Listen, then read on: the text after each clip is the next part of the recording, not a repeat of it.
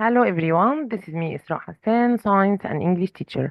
أهلا بيكم يا ميدل 1 في Unit 3 Lesson 2. قلنا إن شاء الله هنكمل مع بعض شرح اليونت. تعالوا كده مع بعض نقول بسم الله الرحمن الرحيم.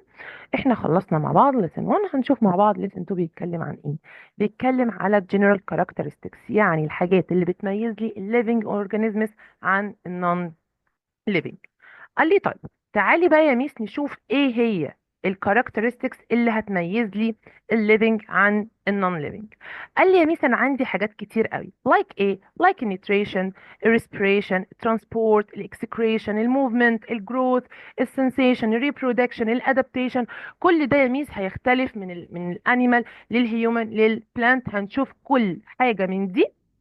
طبعا احنا هندرس بعض الكاركترستكس دي مش كلها في الهيومن